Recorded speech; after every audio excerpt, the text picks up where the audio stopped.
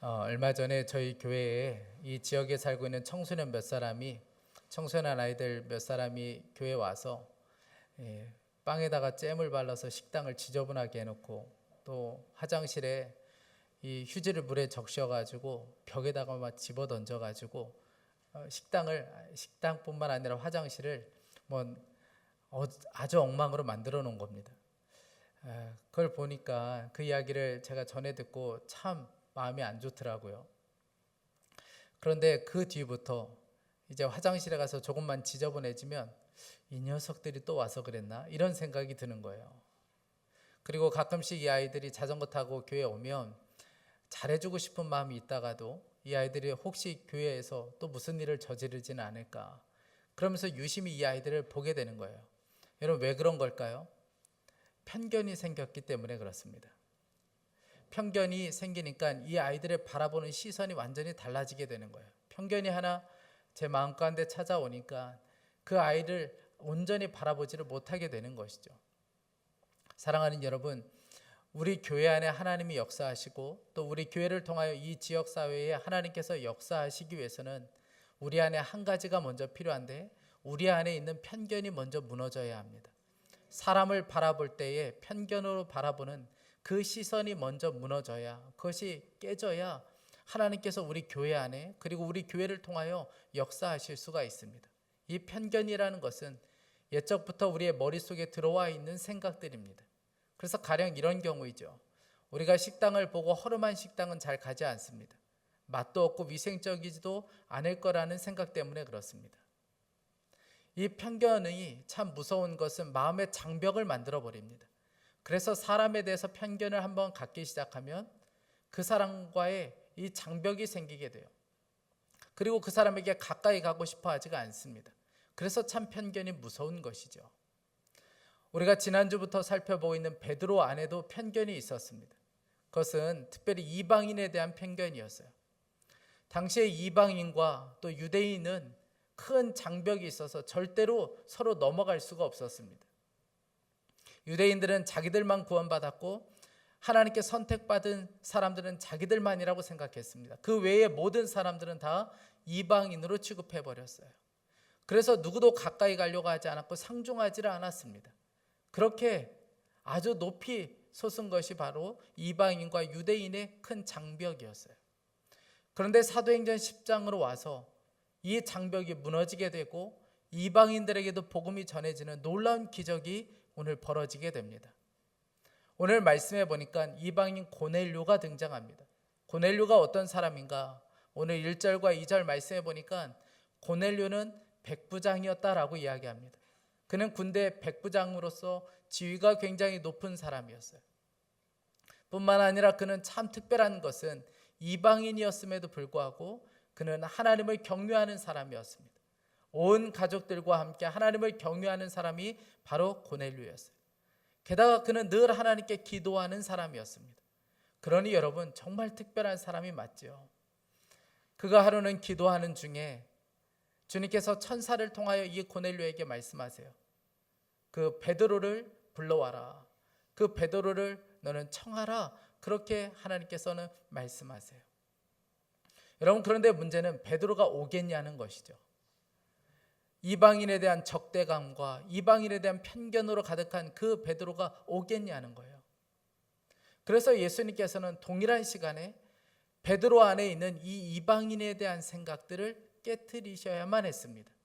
그 방법이 뭐였냐면 베드로에게 환상을 보여주시는 것이었어요. 오늘 말씀해 보니까 그 동일한 시간에 베드로도 기도하고 있었습니다. 그가 기도할 때에 주님께서는 이 베드로에게 환상을 보여주세요.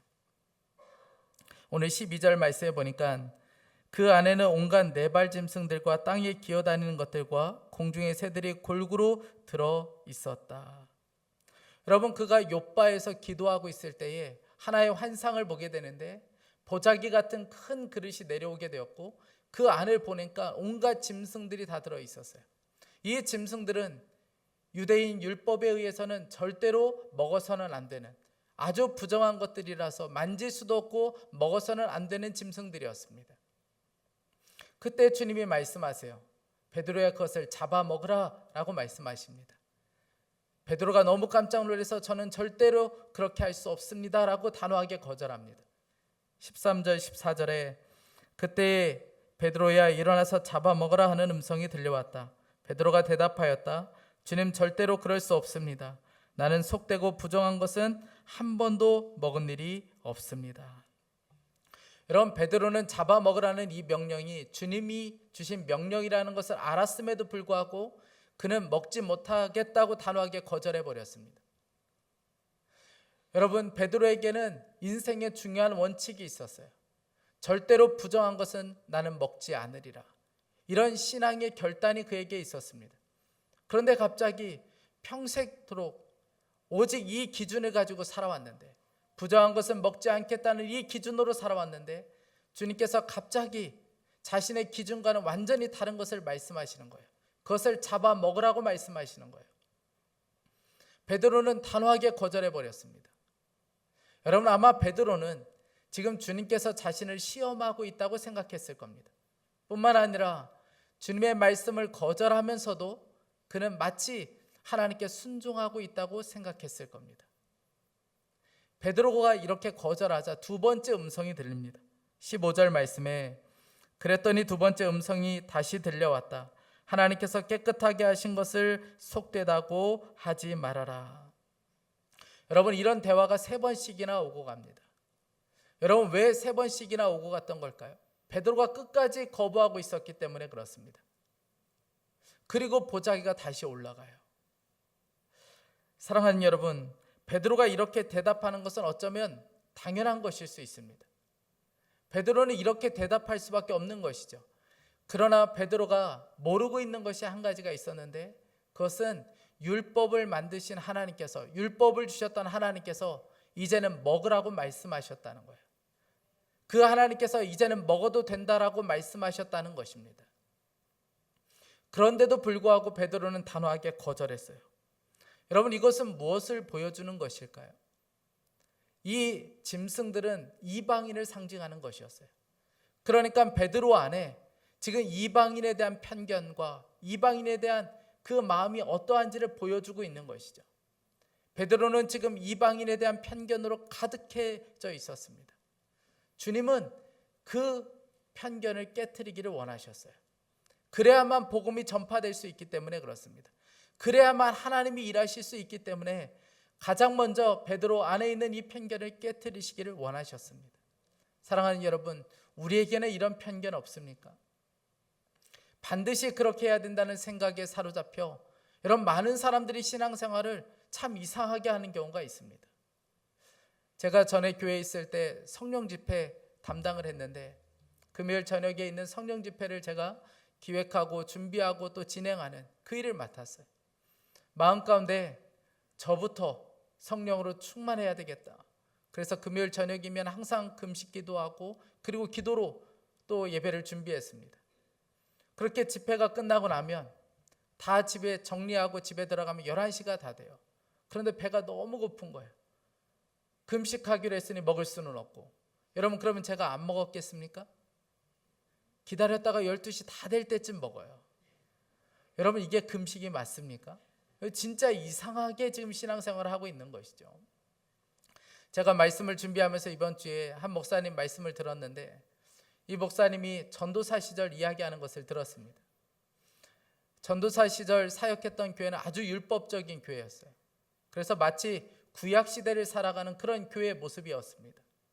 그 교회 안에서는 절대로 피가 들어간 음식을 먹어서는 안 되는 것이었어요.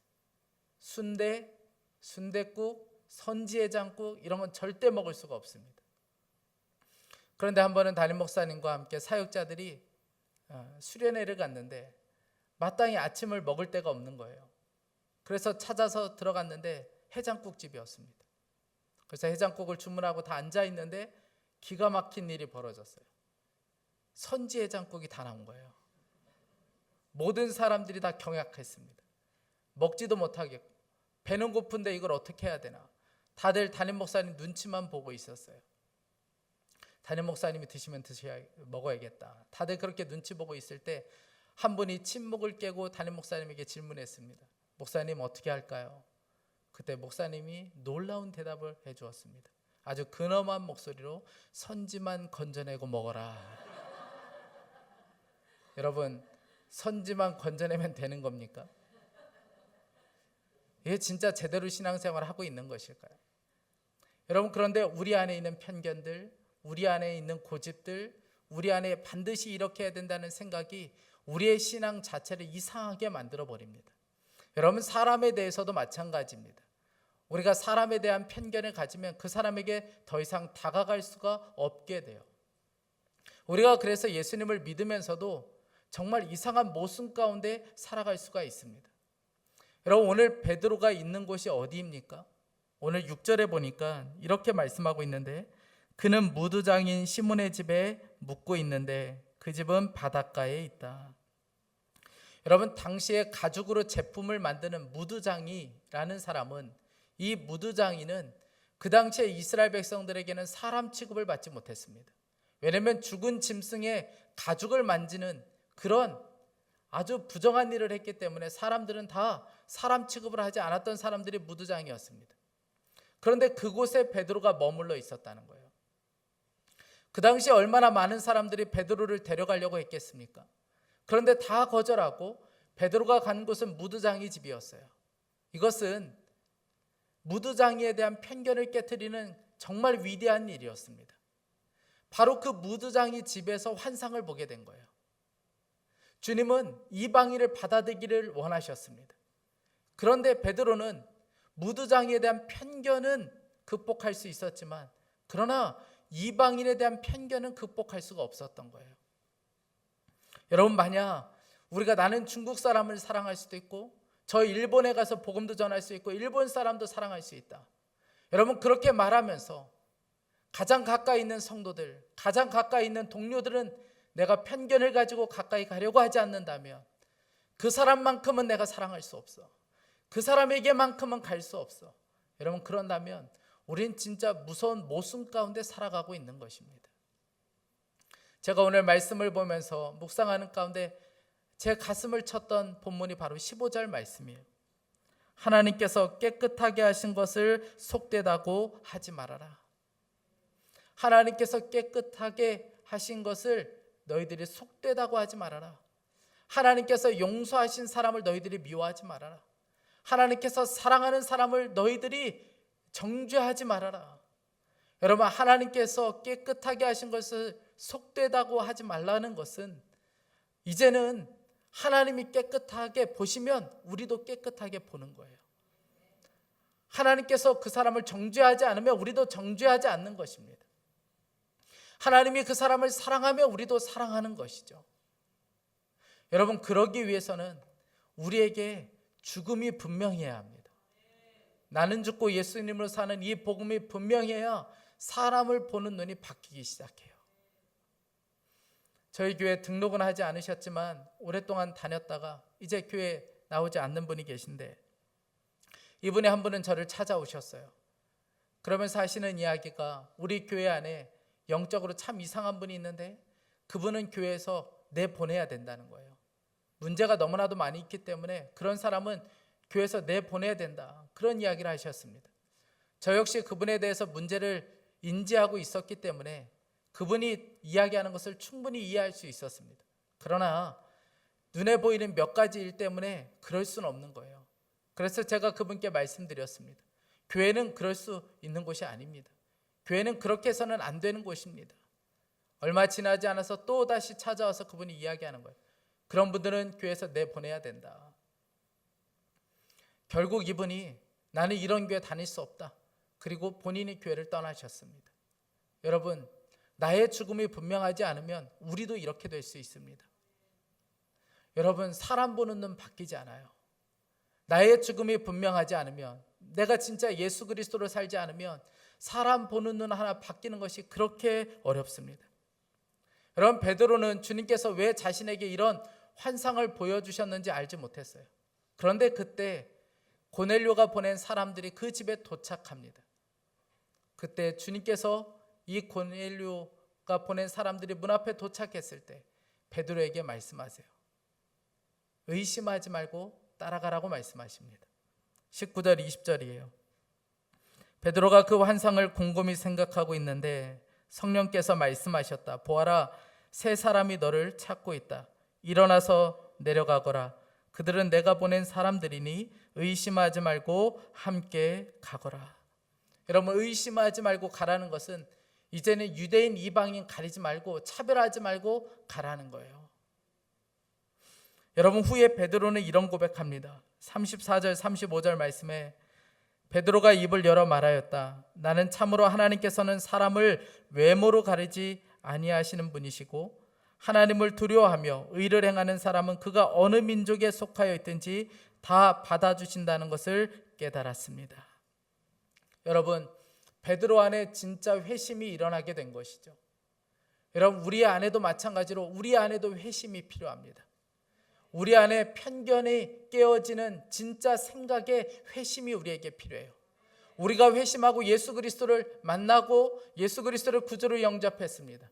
그런데 여전히 우리의 생각 속에서는 사람에 대한 편견으로 가득해져 있어요. 여러분, 그 생각의 회심이 우리에게 필요합니다. 그 편견이 깨어지는 것이 우리에게 필요해요.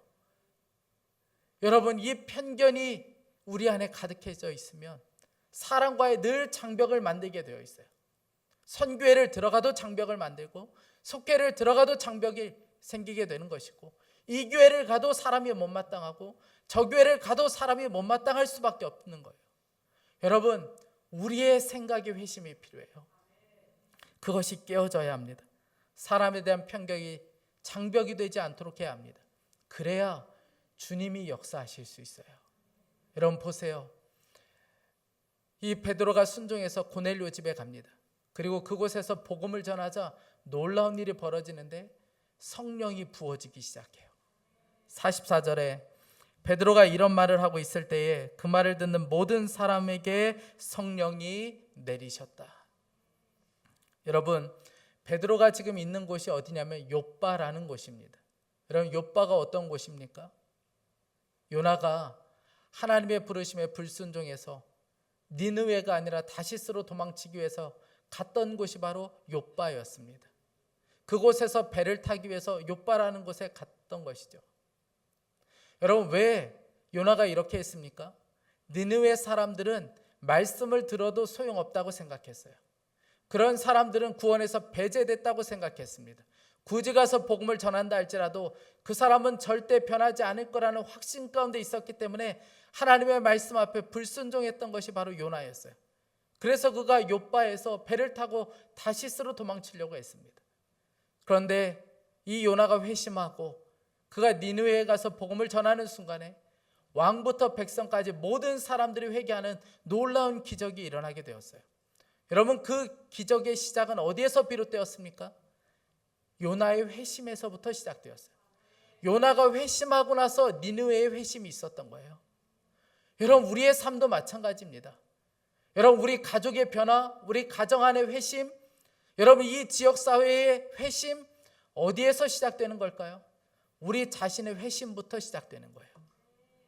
우리 자신의 회심이 일어나고 가족들도 회심하고 이 지역도 회심하게 되는 것입니다. 저는 간절히 원하는 것은 오늘 우리 안에, 저와 여러분 안에 진정한 회심의 역사가 있기를 간절히 원합니다.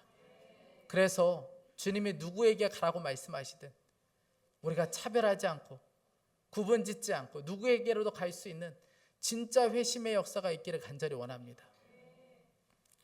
대학에서 사회학을 가르치며 복음을 전했던 토니 캠폴로 교수님이 계신데 이분이 한 번은 하와이로 여행을 갔어요.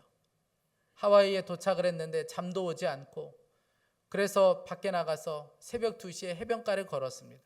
배도 너무나도 고파서 식당을 찾는 중에 아주 허름한 식당 하나를 발견하게 돼요. 아주 허름하고 지저분하지만 배가 고프니 어쩔 수가 없이 그 식당에 들어갔어요. 앉아서 음식을 먹는데 그 당시에 술집에서 일을 마친 사람들이 수많은 여자들이 그곳에 몰려왔어요. 서로 시끄럽게 소리치며 욕을 하며 음식을 먹는데 기분이 너무 불쾌한 거예요.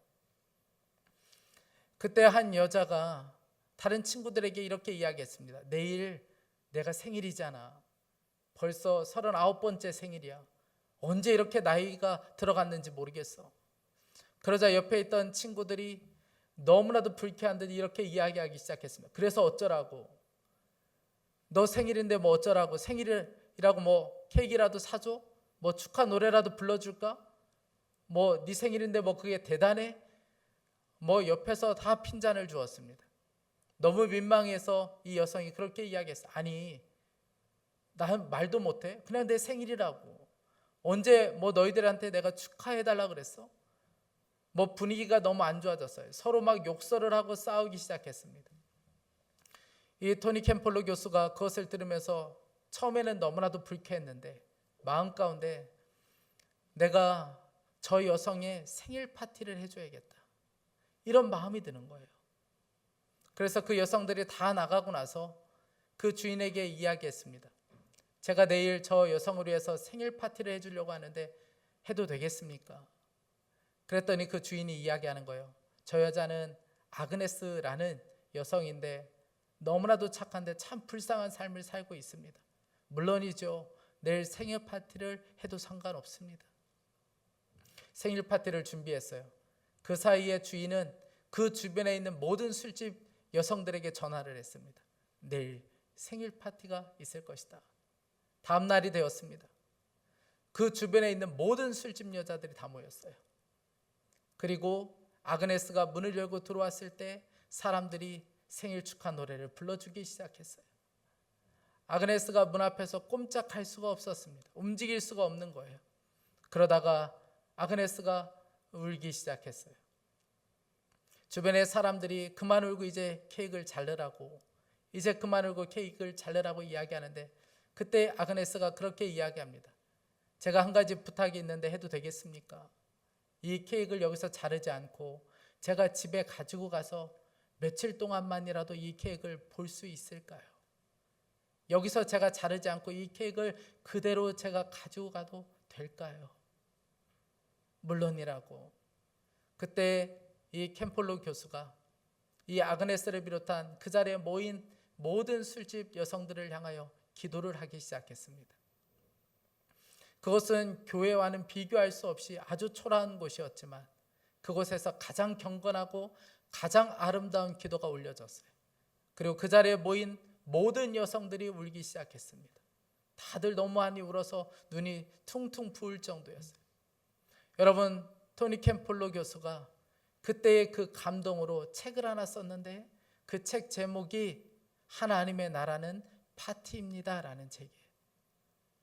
여러분, 우리가 편견을 깨뜨리고 순종하며 가면 여러분, 우리의 삶에도 이런 역사가 일어나게 되어 있습니다.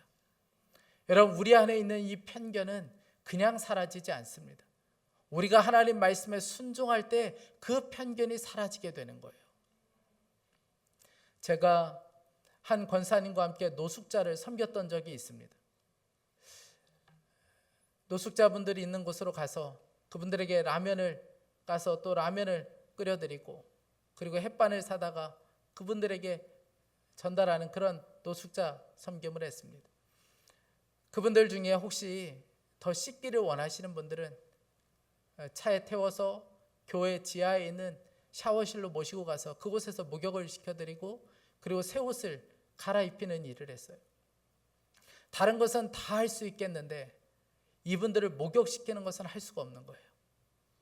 그 악취 때문에 가까이 갈 수가 없는 거예요.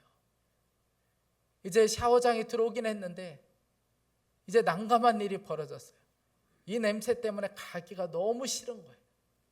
그런데 권사님은 그분을 끼어안고 옷을 벗겨드리고 같이 들어가서 몸을 씻는 거예요. 그 모습을 보는데 제 안에 너무나도 큰 책망이 들었습니다. 그래서 제가 결단하고 그분의 옷을 벗겨드리기 시작했어요. 그런데 놀랍게도 그분의 옷을 벗겨드리는 순간에 제 마음 가운데 있던 그분들을 향한 이 마음에 무언가 담이 무너지는 것을 경험하게 되었어요. 그리고 나서 제가 노숙자분들을 바라보는 시선이 완전히 달라지게 되었습니다. 사랑하는 여러분, 우리가 순종해 하면 무너지게 돼요. 우리가 순종하면 우리 안에 있던 견고한 편견이 무너지는 것을 경험하게 됩니다. 우리가 순종하면 내가 가지고 있던 그 편견이 결국 아무것도 아니었다는 것을 그때 깨닫게 됩니다.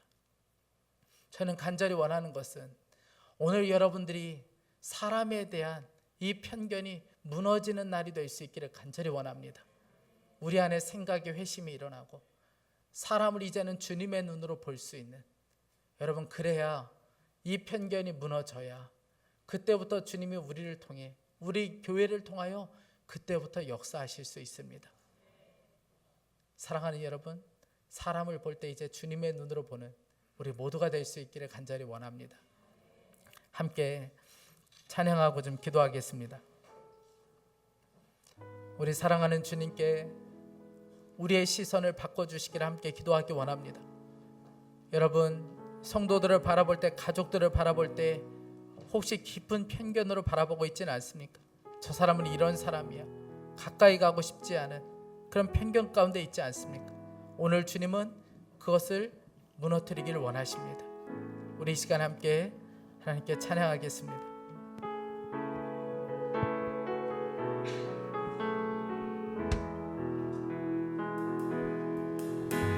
내게로부터 눈을 들어 주를 보기 시작할 때 주의 일을 보겠네. 내 작은 마음 돌이키사 하늘에 꿈꾸게 하네.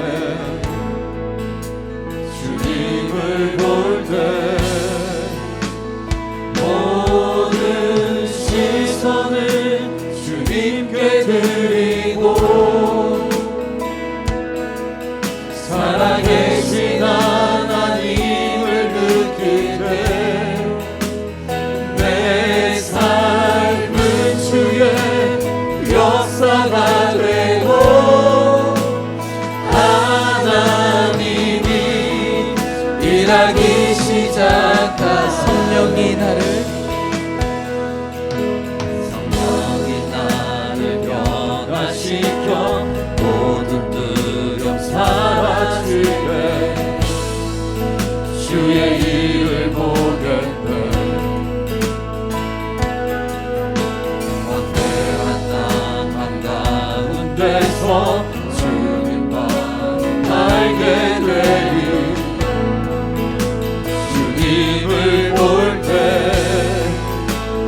모든 시선을 주님께 드리고 전능하신 하나님, 전능하신 하나님을 느끼게 세상은 주의 나라가 되고 세상은 주의 나라가 되고 하나님이 일하기 시작하는 모든 시선을 주님께 드리고 전능하신 하나님, 전능하신 하나님을 느끼되 세상은 주의 나라가 되고 하나님이 일하기 시작하네. 우리 이 시간에 좀 함께 기도하기 원합니다. 사랑하는 여러분, 여러분 안에 편견이 없습니까? 교회와 직장에서 혹은 가족들을 향한 그 편견은 없습니까? 여러분, 그 편견의 장벽이 무너져야, 우리의 생각에 회심이 일어나야 주님이 일하실 수 있습니다. 우리 이 시간에 함께 기도할 때 사랑하는 하나님, 사람에 대한 편견이 우리 안에 장벽이 되지 않게 해주십시오. 주님이 깨끗하다고 하는 사람을 우리가 정죄하고 더러운 자 취급하지 않게 하여 주시고, 주님이 사랑하는 사람을 우리가 미워하지 않게 하여 주옵소서. 오늘 우리의 생각에 진정한 회심의 역사가 일어나게 하여 주옵소서. 우리 간절한 마음으로 함께 합심하여 기도하겠습니다. 오 사랑하는 하나님 아버지, 우리의 생각 가운데 진정한 회심의 역사가 하나님 일어나게 해주시길 원합니다. 오 사랑하는 하나님 아버지, 사람을 보는 눈이 완전히 바뀔 수 있게 하여 주옵소서. 하나님, 사람에 대한 편견이 우리 안에 장벽이 되지 않게 하여 주시기 원합니다. 주님이 깨끗하다고 말씀하시는 사람을 우리가 더러운 사람이라 취급받지 않게 하여 주시고, 하나님이 사랑하는 사람을, 하나님께서 용서하신 사람을 하나님 아버지 우리가 더러운 사람이라 하나님 아버지 주님 정죄하고 하나님 엄담하지 않게 하여 주시기 원합니다. 사람을 바라보는 우리의 시선이 바뀔 수 있게 하여 주소서. 하나님 속회 안에서 선교 안에서 우리의 가족들을 바라볼 때 우리가 편견으로 바라보지 않게 하여 주소서. 하나님 우리의 시선이 바뀔 수 있게 하여 주시고 우리의 눈이 바뀌는 역사가 있게 하여 주시길 원합니다. 우리의 생각에 진정한 회심이 일어나게 하여 주소서. 우리가 구원받은 백성답게 하나님 우리의 생각에도 회심이 일어나고 우리의 마음에도 회심이 일어나고 우리의 눈의 시선에도 회심의 역사가 일어날 수 있게 하여 주시기 원합니다. 하나님 아버지 주님을 바라보게 하소서. 주님의 눈을 볼 수 있게 하여 주소서. 하나님 주님 역사해 주시기 원합니다. 하나님 아버지 주님을 보여주소서. 하나님 주님의 말씀이 완전한 순종을 드릴 수 있게 하여 주시고 하나님 순종할 수 있게 인도하여 주시기 원합니다. 사랑하는 하나님 주님의 주소서. 하나님 아버지 완전한 순종을 드릴 수 있게 하여 주시고 편견을 깨뜨리고 편견을 넘어선 순종이 우리 뼈를 있게 하여 주시기 원합니다. 사랑하는 하나님 보여주소서. 주여 은혜를 더하여 주소서. 우리의 눈을 열어 진정한 하나님 아버지 주님을 바라보는 눈이 열릴 수 있게 하여 주시기 원합니다. 오 사랑하는 하나님 아버지 곁에 주소서. 하나님 속회 안에서 가족들 안에서 하나님 아버지 사람을 바라보는 완전히 바뀌는 역사가 우리 가운데 있게 하여 주시기 원합니다. 주님 역사하소서. 하나님 아버지 주님을 덮어주시고 역사가 되고 하나님. 사랑하는 여러분, 우리의 편견은 그냥 벗겨지지 않습니다. 우리의 생각보다 주의 말씀을 소중히 여기고 주의 말씀에 순종할 때, 성령님께 완전한 순종을 드릴 때 우리의 편견은 사라지게 될 것입니다. 그리고 주님은 그때부터 역사하실 수 있습니다.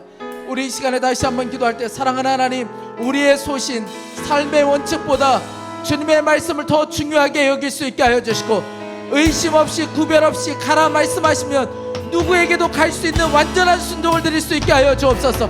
그래서 우리의 삶에 우리의 가정과 우리의 교회 가운데 주님이 일하시는 것을 보게 하여 주옵소서. 우리 다시 한번 주여 한번 부르짖고 기도하겠습니다. 주여.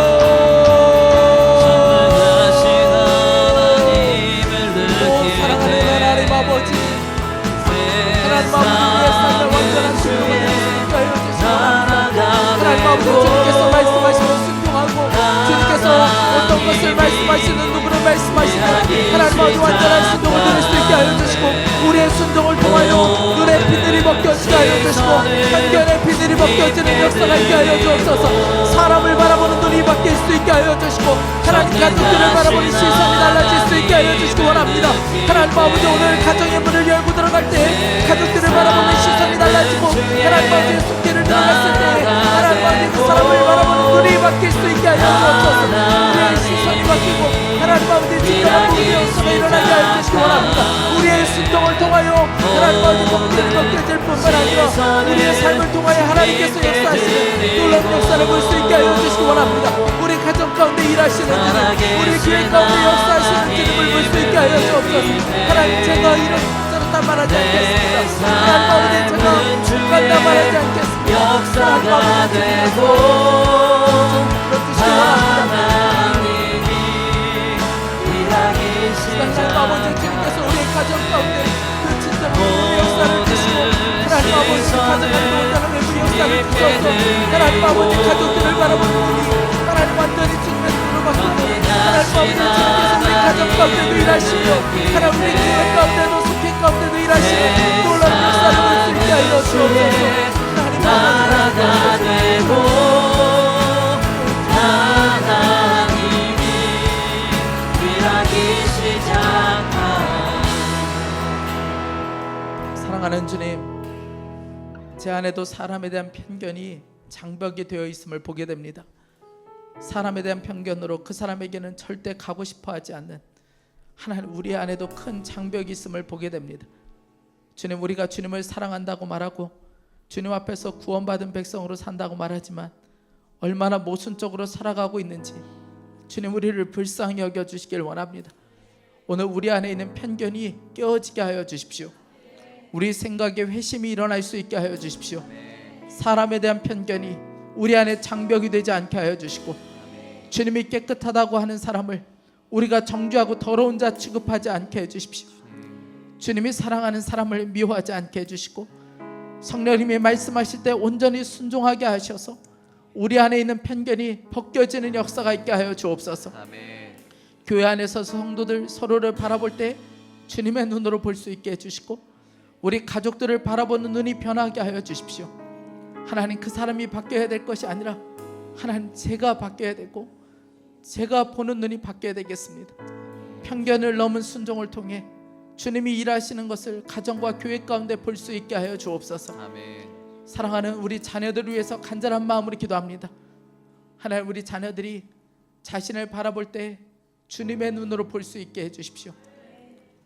더러운 자로, 거룩하지 않은 자로 하나님 그렇게 보지 않게 해주시고 주님이 깨끗하다 말씀하시면 깨끗한 자로 보고 거룩한 자가 되었다고 말씀하시면 거룩한 자로 볼 수 있는 진짜 주님의 눈으로 볼 수 있게 하여 주옵소서. 하나님, 오늘도 예배하며 주님 앞에 귀한 예물을 봉헌하여 드립니다. 이 예물이 하나님의 영광으로 하여 사용되게 하여 주시고 재정에 묶인 가운데 있는 성도들 풀어지는 역사가 오늘 있게 하여 주옵소서. 주님을 찬양합니다. 주 예수 그리스도의 이름으로 기도했습니다. 아멘. 우리 다 함께 일어나셔서 찬양하며 준비하신 예물을 봉헌하겠습니다.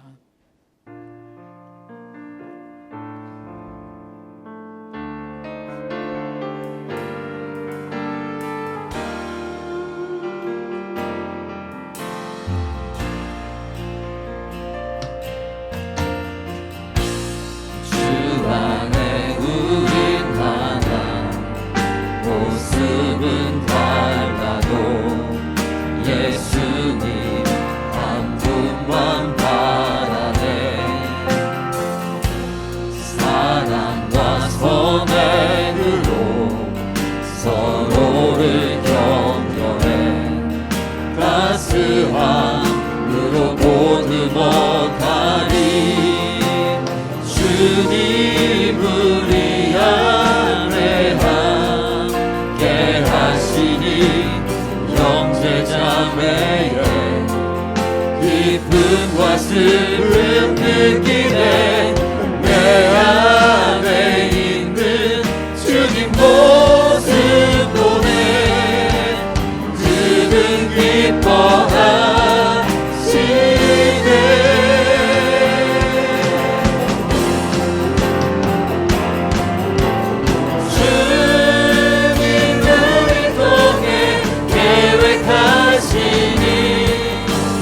부족한 입술로 찬양하게 하시니.